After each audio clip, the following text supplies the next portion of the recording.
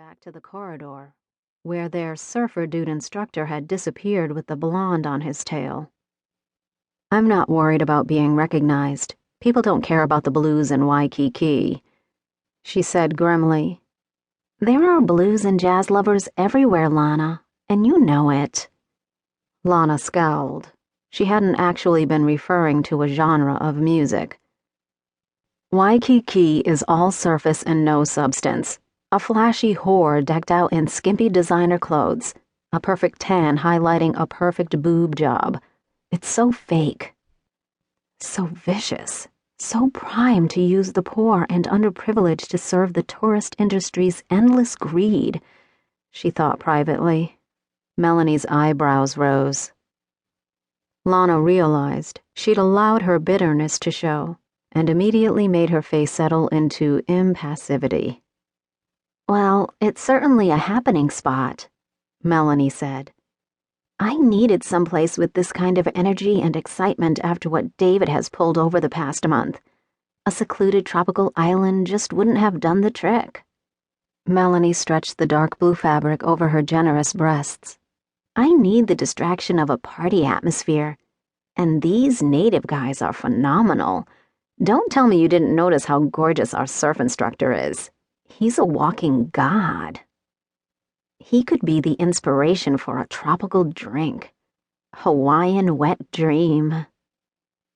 "He's awfully tall to be a Hawaiian." Melanie paused in the action of readjusting her bikini top. "You don't think he's Hawaiian?" Lana shrugged negligently. "Sure, he might have been born here and have some roots. I just meant there are few pure Hawaiians left. He's part Anglo, and he's got some Filipino influence, I'd guess, in addition to Hawaiian." "Well, the combination is 100% phenomenal." Melanie's blue eyes sparkled mischievously. "I'd love to have him help me forget about David on this vacation." Lana smirked. "Don't give me that look, Lana. Not you, of all people. No one knows better than me how single-minded you are when it comes to men. Surely you wouldn't deny me the pleasure of a few rounds of sex with a gorgeous stranger when you're such an expert on the activity." Lana shrugged and leaned down to put on a pair of surf shoes. "You're right. I'm here to see that you have a good time after all, and I'm going to make sure it happens. No better way to celebrate saying sayonara to that louse husband of yours than steaming up the sheets on your vacation. Hell, I'm only too happy to do the same." She nodded toward the back room. "Just don't count on doing it with our hunky surf instructor, though. It seems he's otherwise occupied." Melanie checked her waterproof watch. "Geez, he's already 20 minutes late. If he doesn't hurry, we're going to be rushing to make the luau I scheduled." Lana clamped her back teeth together. "You have yet to learn about Hawaiian time, hun," she muttered with a scowl. Melanie laughed. "Care to explain how you're such an expert on Hawaiian time?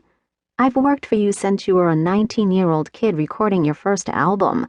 That was 10 years ago. And I've never heard you mention Hawaii once in that time period. Did you spend time here before you came to the States from Mexico?" "You know, this loser is really starting to bug the shit out of me," Lana said, choosing to ignore Melanie's questions. She dropped her beach bag on the floor and stalked toward the dim corridor at the back of the facility.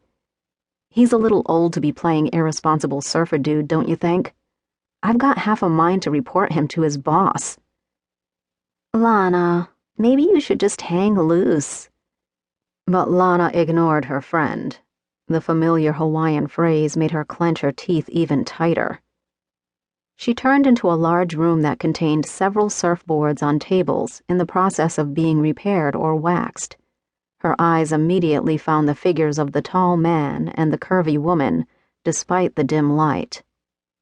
He leaned back casually, one foot propped against the wall, his hands tucked behind a pair of tight buns that Lana hadn't failed to notice as he strutted around, giving instructions about preparing for the lesson earlier.